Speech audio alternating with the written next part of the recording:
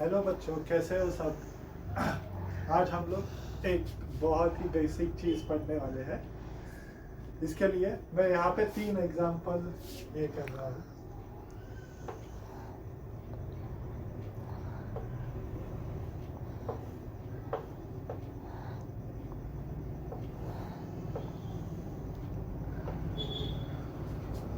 तो ये first figure में क्या दिखाया है, ये आइस है,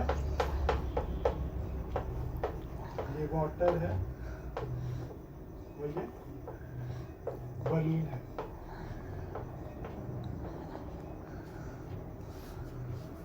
ये तीनों चीज़ें हम लोग किसी बर्थडे पार्टी में जाते हैं तो बर्थडे पार्टी में तो ये तीनों चीज़ें दिखाई देती ही है। आइस, ये ग्लास में कोल्ड ड्रिंक है समझो, और ये बलून डेकोरेशन के लिए। तो ये तीनों चीज़ें अगर देखेंगे तो ये तीनों में कुछ फ़र्क है। क्या बता सकते हो आप क्या फ़र्क है? तो इनमें क्या फ़र्क है कि ये जो आइस है, इसको अगर आप कहीं पर भी रखेंगे तो इसका जो शेप है वो हमेशा क्या रहेगा, फिक्स रहेगा। ये अपना शेप चेंज नहीं करेगा। वो ही अगर ये वाटर पानी का देखोगे तो ये पानी का कैसे है, अभी यहाँ पे मैंने ग्लास दिखाया है तो उसने ग्लास का शेप ले लिया है। अगर उसको हम लोग बॉटल में डाल देंगे तो वो बॉटल का शेप ले लेगा। और ये तीसरा है, ये बलून कैसे फूलता है। बर्थडे पार्टी में तो आप लोगों ने फुलाया ही होगा, कैसे, मुंह से ऐसे हवा को अंदर फूकते हैं। जितना ज्यादा हवा फूकोगे उतना वो ज्यादा फूलेगा। तो ये हवा का कैसे है, ये हवा पूरी तरह से वो बलून का शेप ले लेती है। तो ये 3 मेन डिफरेंस यहाँ पे दिखाई दे रहे हैं। ये 3 डिफरेंस क्यों आए, आपको भी ये मतलब सोच रहे होगे कि ये क्यों आए। ऐसा ही क्वेश्चन साइंटिस्ट को पड़ा था तो उन्होंने बहुत खोजबीन की, मतलब अपना खाना छोड़ दिया था, खाते नहीं थे, सोते नहीं थे, सिर्फ ये 3 डिफरेंस देखने के लिए। जैसे कि आप छोड़ देते हो खाना रील्स के लिए, रील्स देखते रहते हो दिन में, वैसे ही ये लोगों का शौक अलग है। ये लोग क्या करते हैं, ऐसी कोई नई चीज दिखेगी तो उसके पीछे लग जाते हैं। अपना सब कुछ घर बार, कोई साइंटिस्ट तो ऐसा था कि घर बार छोड़ दिया था उनको सिर्फ ये कोशिश रहती थी कि हम लोग कैसे भी इस क्वेश्चन का आंसर निकालें। तो उन्होंने, साइंटिस्ट ने इसके ऊपर बहुत खोजबीन करके एक थियरी, जैसे कि हम किसी नए रील को खोजते रहते हैं, वैसे ये साइंटिस्ट लोगों ने क्या किया, ये मैटर के ऊपर बहुत सारा पढ़ाई करके उन्होंने एक थियरी लाई। इसको हम लोग काइनेटिक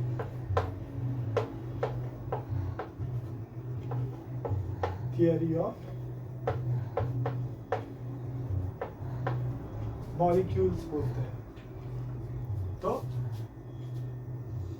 बहुत सारा स्टडी करके इनको यहाँ पे 4 मेन पॉइंट मिले हैं। उसमें से फर्स्ट पॉइंट क्या है कि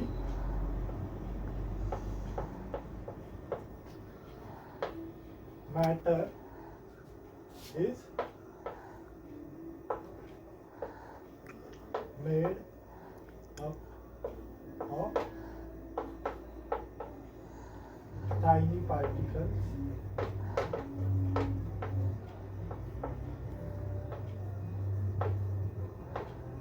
called atoms।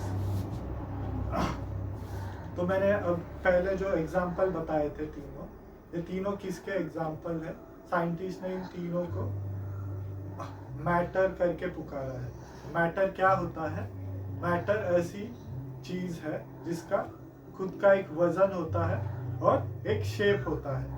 इसके अगर और एग्जाम्पल लेने होंगे, जैसे कि अभी आप लोग किताब और पेन लेके बैठे हैं, तो जो किताब है उसका एक वजन है और उसका एक शेप है, तो वो भी एक मैटर है। आसपास अगर देखोगे आपके रूम में सब जगह पे आपको मैटर दिखेगा। जैसे कि अगर आप चेयर पे बैठे हो तो वो मैटर है, जो हवा चल रही है वो मैटर है। ये सब मैटर का एग्जाम्पल्स है। तो मैटर, इस थियरी में साइंटिस्ट ने क्या देखा कि ये मैटर है, ये मैटर किस चीज़ों से बना है, छोटे छोटे पार्टिकल से बना है, जिसको हम लोग एटम्स बोलते हैं, एटम्स या मॉलिक्यूल्स बोलते हैं। अगर इसको समझना होगा तो घर घर कैसे बनता है, हम लोग छोटे छोटे ईंटों को इकट्ठा करके घर बनाते हैं। तो अगर घर को हम लोग तोड़ देंगे तो आखिर में क्या बचेगा, सबसे छोटा पार्ट उसका क्या बचेगा, तो वो ईंट है। वैसे इस मैटर को अगर हम लोग तोड़ते जाएंगे तो एकदम लास्ट में जो मिलेगा उसको हम लोग क्या बोलते हैं, एटम्स बोलते हैं। सेकेंड पॉइंट उन्होंने ये दिया कि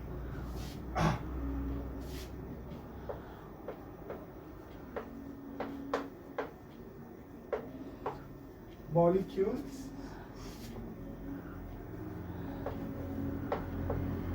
are placed at different positions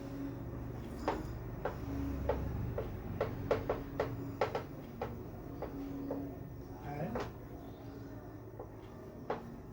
space between them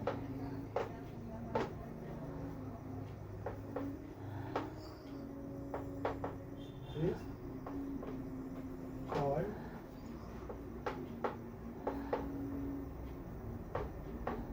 intermolecular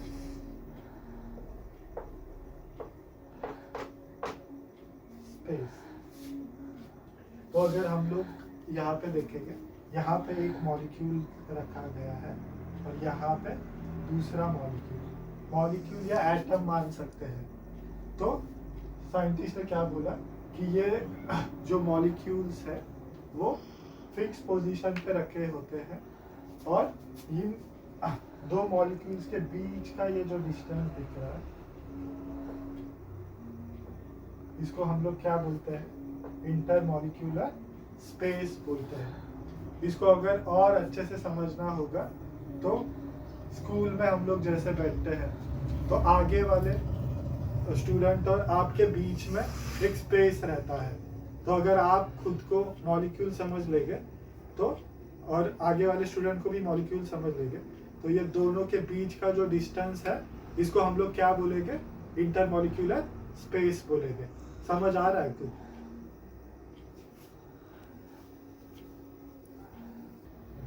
पहले हम लोग ने क्या देखा, कहाँ से शुरुआत की थी, 3 एग्जाम्पल्स हैं जो मैटर के थे वहाँ। उसके बाद हम लोग ने क्या बोला है कि मैटर किससे बना है, एटम्स और मॉलिक्यूल्स से। उसके बाद हम लोग आगे क्या बताए कि ये मॉलिक्यूल्स के बीच का जो स्पेस है उसको हम लोग क्या बोलते हैं, इंटरमॉलिक्यूलर फोर्स। तो इसी को आगे बढ़ाते हुए हम लोग थर्ड पॉइंट पे जाते हैं। थर्ड पॉइंट क्या बता रहा है कि अगर मॉलिक्यूल्स सेम हो गए, इसका मतलब क्या है, मॉलिक्यूल्स अगर सेम हो गए मतलब अगर आइस ले रहे हैं हम लोग तो ये जो आइस है इसके अंदर, ये आइस किससे बना है, आइस पानी से बना है और पानी H2O मॉलिक्यूल से बनता है।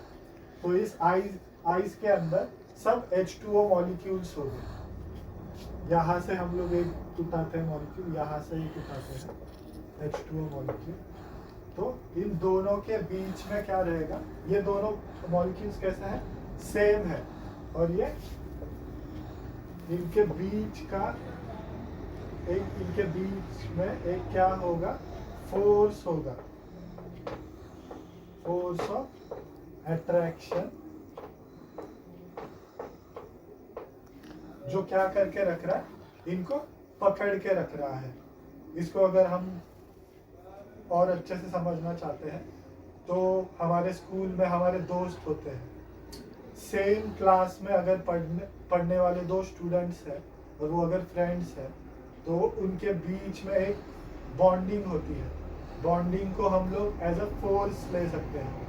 उनके बीच में फोर्स ऑफ अट्रैक्शन है वो दो स्टूडेंट्स के बीच में, इसलिए वो साथ में रहते हैं। सिमिलरली यहाँ पर भी ये जो आइस के H2O मॉलिक्यूल्स है उनके बीच में एक फोर्स ऑफ अट्रैक्शन है जिसके वजह से वो साथ में रह रहे हैं। अगर फोर्स ऑफ अट्रैक्शन नहीं रहेगा तो वो साथ में कैसे रहेंगे? तो ये जो मॉलिक्यूल्स को एक साथ पकड़ के रखता है उसको हम लोग क्या बोलते हैं? Force of attraction. और इस केस में क्या है कि ये दोनों मॉलिक्यूल्स कैसे है? H2O है, सेम मॉलिक्यूल है।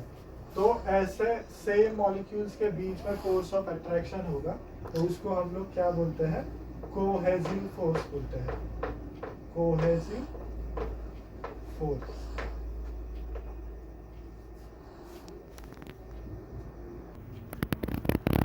तो हम लोग ने कोहेसिव फोर्स के बारे में देखा। उसी के तरह और एक फोर्स ऑफ अट्रैक्शन होता है। उसके लिए अगर हम लोग एग्जांपल लेंगे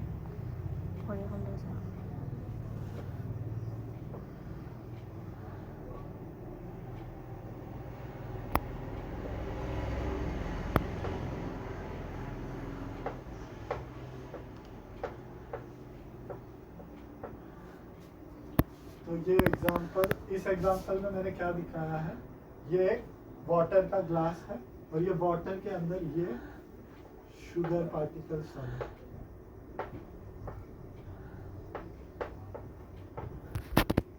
और क्या है?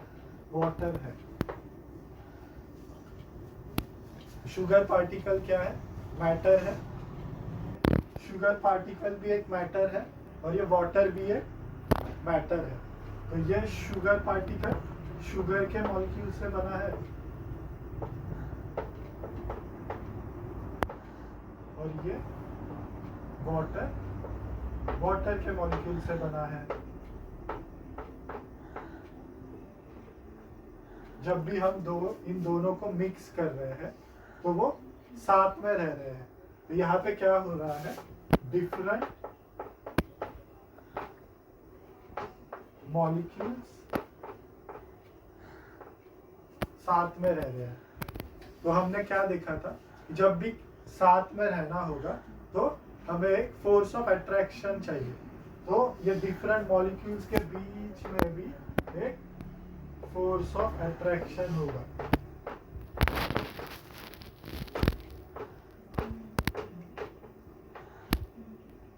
जिसको हम लोग क्या, और ये फोर्स ऑफ अट्रैक्शन को हम लोग क्या बोलते हैं? एडहेसिव फोर्स बोलते हैं। पिछले इस एग्जांपल में क्या देखा था? सेम मॉलिक्यूल्स के बीच का फोर्स है कोहेसिव और डिफरेंट मॉलिक्यूल्स के बीच का फोर्स है एडहेसिव फोर्स। तो अब तक हम लोग ने 3 पार्ट्स देख लिए हैं, 3 पॉइंट्स देख लिए। फर्स्ट, मैटर क्या है, फिर वो मैटर किस चीज से बना है, फिर वो मैटर के बीच में स्पेस क्या है उसको क्या बोलते हैं, और फिर हम लोग ये जो मॉलिक्यूल्स है वो साथ में क्यों रहे उसके फोर्स के बारे में भी जाना। अभी उसके आगे हम लोग देखेंगे कि ये जो मॉलिक्यूल्स का हैव मोशन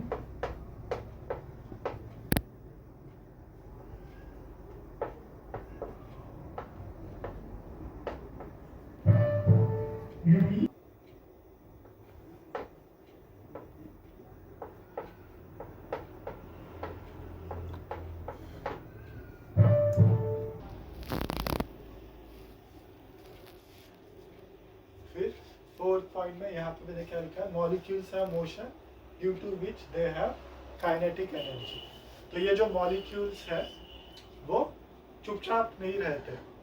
हाँ, वो मैटर के अंदर है, हम लोग बोल रहे पोजीशंस पे है, पर वो वहाँ पे चुपचाप नहीं रहते।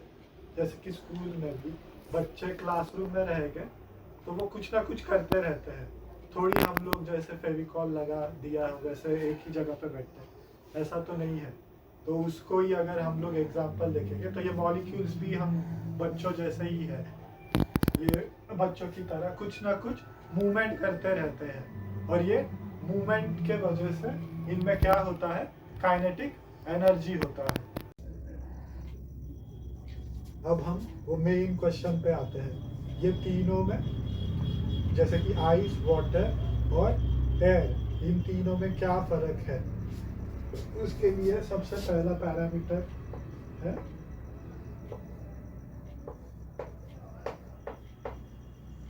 पैकिंग और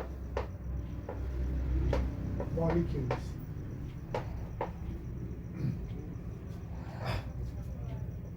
तो इसके बेसिस पे फर्स्ट टाइप ऑफ मैटर को हम लोग बोलते हैं सॉलिड। तो ये सॉलिड में कैसे होता है, अगर ये मॉलिक्यूल्स देखेंगे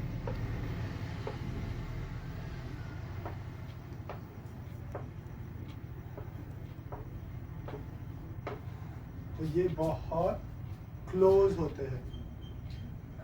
कैसे होते हैं? सॉलिड्स में ये मॉलिक्यूल्स जो है वो बहुत क्लोज होते हैं। इसी का मतलब क्या हुआ कि इनके बीच का जो इंटरमॉलिक्यूलर फोर्स है वो क्या होगा, स्ट्रॉन्ग है। अगर स्ट्रॉन्ग होगा तभी तो वो क्लोज है। जैसे कि कोई भी अगर दोस्तों के बीच में बॉन्ड अगर स्ट्रॉन्ग होगा तभी तो वो क्लोज फ्रेंड्स होते हैं ना।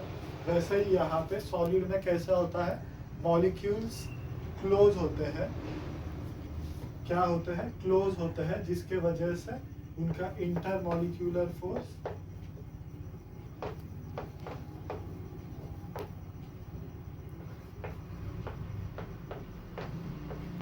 स्ट्रॉन्ग होगा। और एक क्या बोल सकते हैं कि इनके बीच का इंटर मॉलिक्यूलर स्पेस क्या होगा, लेस होगा। सॉलिड के मामले में क्या याद रखना है हमें में, कि ये मॉलिक्यूल्स के बीच का स्पेस लेस है। और लेस क्यों है? क्योंकि इंटरमॉलिक्यूलर फोर्स कैसा है, एकदम स्ट्रॉन्ग है।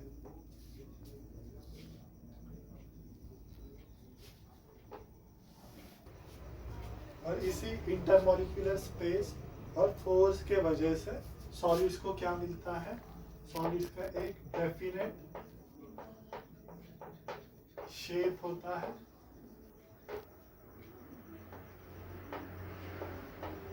डेफिनेट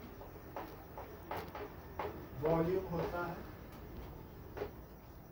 इनका डेंसिटी हाई होता है और लो कंप्रेसिबिलिटी होती है।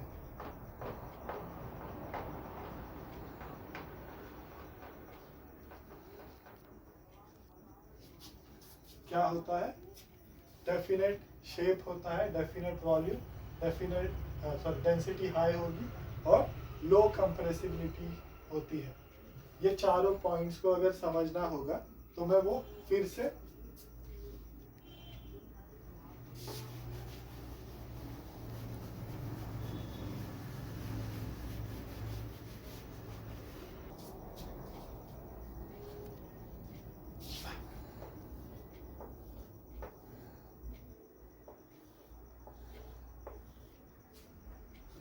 देखो, ये क्लोज होने के वजह से क्या मिल रहा है इसको, एक डेफिनेट शेप मिल रहा है। डेफिनेट शेप भी है और डेफिनेट शेप होने की वजह से उसको डेफिनेट वॉल्यूम भी मिल रहा है। फिर और एक चीज क्या बोली हमने, इसका डेंसिटी हाई है। डेंसिटी क्या होता है कि अगर कोई जगह ले रहे हैं, समझो एक छोटा सा बॉक्स ले रहे हैं, तो उसमें कितने नंबर ऑफ मॉलिक्यूल्स आ रहे हैं उस बॉक्स में, उसको हम लोग डेंसिटी बोलेंगे। क्योंकि ये मॉलिक्यूल्स बहुत क्लोज है तो उस बॉक्स में क्या होगा, बहुत सारे मॉलिक्यूल्स अंदर जा पाएंगे। इसी के वजह से इसका डेंसिटी क्या हो रहा है, बढ़ रहा है। और क्योंकि इन मॉलिक्यूल्स के बीच का डिस्टेंस कम है, उसके वजह से हम लोग क्या है, ज़्यादा इन मॉलिक्यूल्स को क्लोज नहीं ला सकते, थोड़े डिस्टेंस के लिए ही क्लोज ला सकते हैं।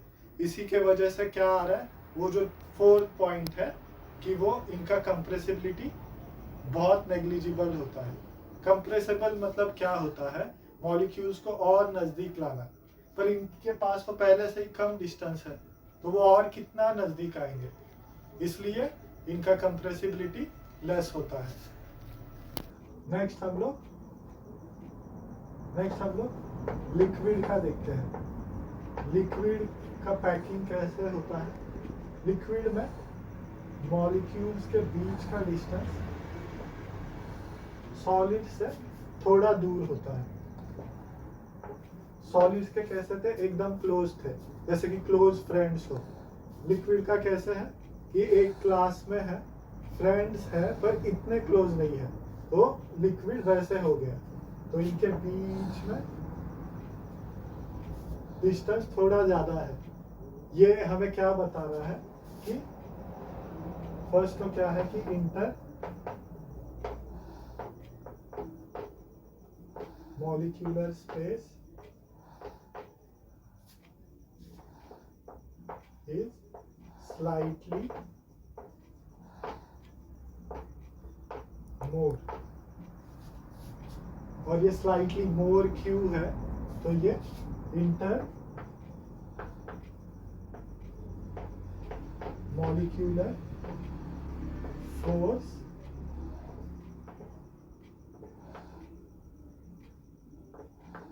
Is less. तो सॉलिड के मुकाबले ये जो मॉलिक्यूल्स के बीच का फोर्स है वो थोड़ा कम हो रहा है, और ये फोर्स कम होने के वजह से क्या हो रहा है, वो थोड़े दूर जा रहे हैं, इसलिए इसका इंटरमॉलिक्यूलर स्पेस क्या हो रहा है, सॉलिड के मुकाबले थोड़ा बढ़ रहा है। अभी ये इंटरमॉलिक्यूलर स्पेस और फोर्स के वजह से लिक्विड में क्या हो रहा है कि दे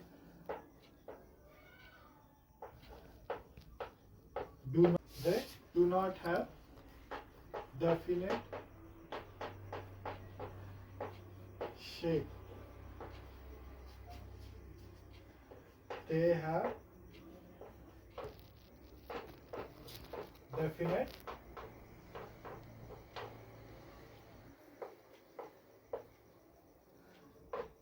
volume. क्या है, they do not have definite shape, मतलब लिक्विड का कोई डेफिनेट शेप नहीं होता। हम उसको कोई कंटेनर में डाल देंगे, जैसे कि ग्लास में डाल देंगे तो वो ग्लास का शेप ले लेगा, बॉटल में डाल देंगे तो वो बॉटल का शेप ले लेगा, पर हाँ उनका वॉल्यूम डेफिनेट होता है कि उनका जो स्पेस है वो डेफिनेट स्पेस, उसके वजन के हिसाब से वो एक पर्टिकुलर स्पेस ही ऑक्यूपाई करेगा। जैसे कि अगर वजन कम है तो ग्लास आधा ही भरा होगा, वजन ज़्यादा है तो पूरा ग्लास भरा होगा। वजन के हिसाब से उसका वॉल्यूम चेंज होगा, पर वो वॉल्यूम कैसे होगा, डेफिनेट होगा। फिर their density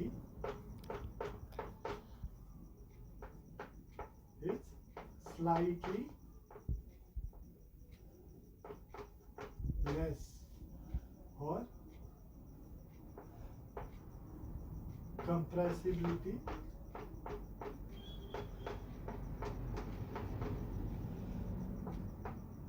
is slightly high। तो लिक्विड का क्या है, डेंसिटी स्लाइटली लेस है, किससे, सॉलिड से, और कंप्रेसिबिलिटी कैसी है, स्लाइटली हाई है सॉलिड से। तो ये 4 पॉइंट हम लोग ने देखे। अगर इसको और अच्छे से समझना होगा तो उसके लिए फिर से हम लोग इंटरमॉलिक्यूलर स्पेस का कंसेप्ट देखते हैं।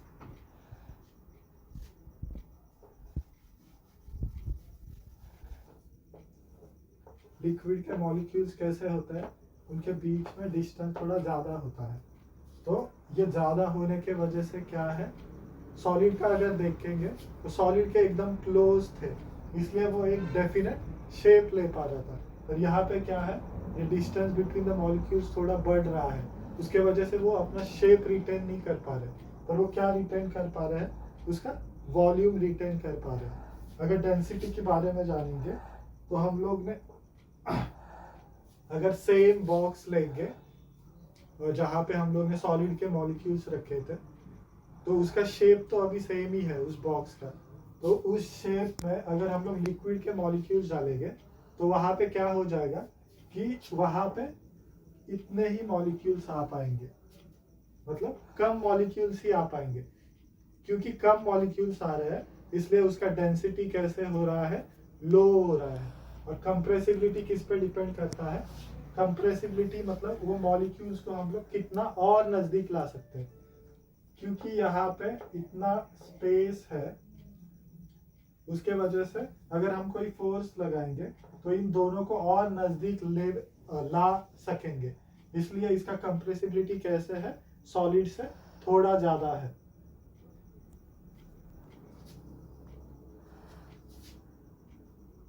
नेक्स्ट हम लोग जाते हैं गैसेस के ऊपर। तो गैसेस के मॉलिक्यूल्स कैसे रहते हैं, वो बहुत दूर रहते हैं। कैसे होते हैं, उनके बीच का अगर देखेंगे तो लिक्विड और सॉलिड के मुकाबले ये इंटरमॉलिक्यूलर फोर्स क्या हो गया है, बहुत बढ़ गया है। तो यहाँ पे इंटरमॉलिक्यूलर स्पेस इज हाई। और ये इंटरमॉलिक्यूलर स्पेस हाई कब होगा, जब इंटरमॉलिक्यूलर फोर्स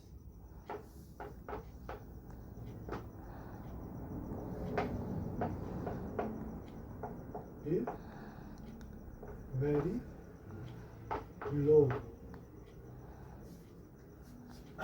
इसको समझने के लिए हम लोग दुश्मन का एग्जांपल ले सकते हैं। हमारे और दुश्मन के बीच में इतना अट्रैक्शन नहीं होता, उसी के वजह से तो हम लोग एकदम दूर दूर रहते हैं ना। सिमिलरली गैस के मॉलिक्यूल्स कैसे हैं, उनका इंटरमॉलिक्यूलर स्पेस बहुत ज़्यादा है। क्यों, क्योंकि उनमें कुछ फोर्स ऑफ अट्रैक्शन है ही नहीं, इसके वजह से उनमें स्पेस बहुत ज़्यादा है। इंटरमॉलिक्यूलर फोर्स और इंटरमॉलिक्यूलर स्पेस के वजह से गैसेस को अपने प्रॉपर्टीज दी गई क्या है, they do not have definite shape and volume। इसका मतलब क्या है कि गैस अपना शेप नहीं पकड़ सकता। वो क्या करता है, जिस भी इसमें डाल दोगे उसको, उसका शेप ले सकता है। जैसे कि एग्जांपल में क्या लिया था हम लोग ने, बलून का। तो बलून का वो पूरी तरह से शेप ले रहा था। फिर क्या है, दे हैव लो डेंसिटी। उनका डेंसिटी कैसे होता है, लो होता है। और हाई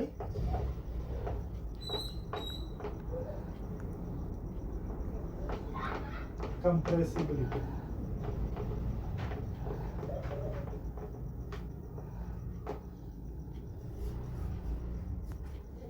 सॉलिड में हम लोग ने क्या देखा था कि सॉलिड पूरी तरह से अपना शेप और वॉल्यूम पकड़ रहे थे। क्यों, क्योंकि उनके जो मॉलिक्यूल्स के बीच का क्लोजनेस ज़्यादा था। सिमिलरली लिक्विड के बीच में क्या था, क्लोजनेस थोड़ा बढ़ गया, क्लोजनेस थोड़ा कम हो गया। उसके वजह से क्या हुआ, वो डेफिनेट शेप नहीं पकड़ पा रहे थे। और इस केस में, गैस के केस में क्या हो रहा है कि मॉलिक्यूल्स के बीच में स्पेस बहुत बढ़ गया है। इसी के वजह से ना तो वो डेफिनेट शेप पकड़ पा रहे हैं और ना ही डेफिनेट वॉल्यूम पकड़ पा रहे हैं। और ये डेंसिटी और कंप्रेसिबिलिटी के बारे में और समझने के लिए फिर से हम लोग वो इंटरमॉलिक्यूलर फोर्स के बारे में देखते हैं।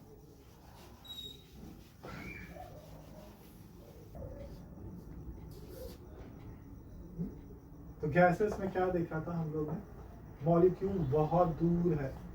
तो ये दूर होने के वजह से क्या हो रहा है, अगर मैं एक पर्टिकुलर बॉक्स में कोई मॉलिक्यूल को पकड़ना चाहूँगा तो उसमें सिर्फ एक ही मॉलिक्यूल आ रहा है, और डेंसिटी किस पे डिपेंड करती है कि वो बॉक्स में कितने नंबर ऑफ मॉलिक्यूल्स है। तो इसके वजह से यहाँ पे कम मॉलिक्यूल आ रहे हैं, इसलिए इसका डेंसिटी लो हो रहा है। और कंप्रेसिबिलिटी हम लोग ने क्या देखी थी कि इन दोनों के बीच में स्पेस बहुत ज़्यादा है, तो हम इनको फोर्स लगा के इन दोनों को नज़दीक ला सकते हैं, इसलिए इसका कंप्रेसिबिलिटी कैसे है, एकदम हाई हो जा रहा है। तो बच्चों आज हम लोग ने क्या देखा, सबसे पहले तो मैटर क्या होता है, फिर मैटर किन चीज़ों से बना होता है, किन चीज़ों से, एटम से बना होता है।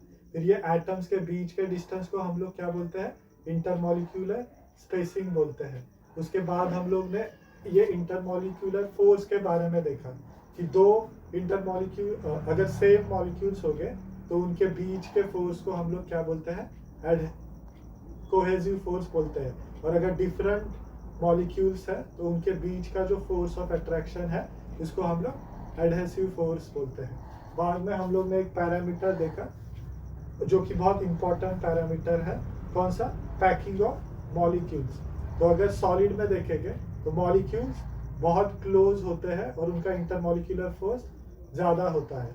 वही लिक्विड में वो स्पेसिंग थोड़ा बढ़ जाता है, क्लोजनेस कम होता है, क्योंकि उनके बीच का इंटरमॉलिक्यूलर फोर्स क्या हो जाता है, सॉलिड के मुकाबले कम हो जाता है। सिमिलरली गैसेस में क्या है कि वो इंटरमॉलिक्यूलर, तो हाँ लिक्विड में क्या होता है, वो इंटरमॉलिक्यूलर फोर्स थोड़ा बढ़ जाता है। क्यों, क्योंकि इंटरमॉलिक्यूलर फोर्स सॉलिड के मुकाबले कम हो जाता है, इसलिए उसका मॉलिक्यूल्स के बीच का डिस्टेंस थोड़ा सा बढ़ जाता है। अगर वही गैस में देखेंगे तो गैस में क्या हो रहा है, तो मॉलिक्यूल के बीच का डिस्टेंस बहुत बढ़ रहा है। क्यों, क्योंकि उनका इंटरमॉलिक्यूलर फोर्स बहुत कम है। और ये स्पेसिंग के वजह से ही जो हम लोग ने प्रॉपर्टीज देखी है सॉलिड की, क्या है, सॉलिड को डेफिनेट शेप है, वॉल्यूम है, उसका डेंसिटी हाई है, उसकी कंप्रेसिबिलिटी भी लो है। लिक्विड का देखेंगे तो शेप, उसका डेफिनेट शेप होता नहीं है, डेफिनेट वॉल्यूम होती है, कंप्रेसिबिलिटी सॉलिड के मुकाबले थोड़ा ज़्यादा होगा और डेंसिटी सॉलिड के मुकाबले कम हो जाता है। वही अगर गैस के बारे में देखेंगे तो गैस में क्या है कि ना तो उनको डेफिनेट शेप होता है, ना तो डेफिनेट वॉल्यूम होती है, क्या उनका डेंसिटी बहुत कम हो जाता है और उनका कंप्रेसिबिलिटी बहुत ज़्यादा बढ़ जाता है। तो अगर हमें कोई भी कन्वर्जन करना होगा सॉलिड से लेके अगर लिक्विड में कन्वर्जन करना है तो हमें क्या करना होगा, एक ही चीज करनी होगी कि वो मॉलिक्यूल्स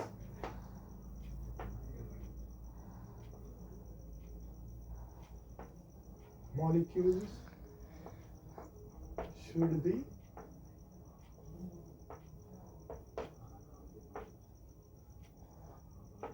taken far। मतलब अगर सॉलिड के मॉलिक्यूल्स को हम लोग ने दूर ले गए तो उससे हमें क्या मिल जाएगा, लिक्विड मिल जाएगा। सिमिलरली अगर लिक्विड से हमें सॉलिड बनाना है तो क्या करना होगा, मॉलिक्यूल्स को क्लोज लाना होगा। तो यही इंटर कन्वर्जन का मेन कंसेप्ट है। Thank you.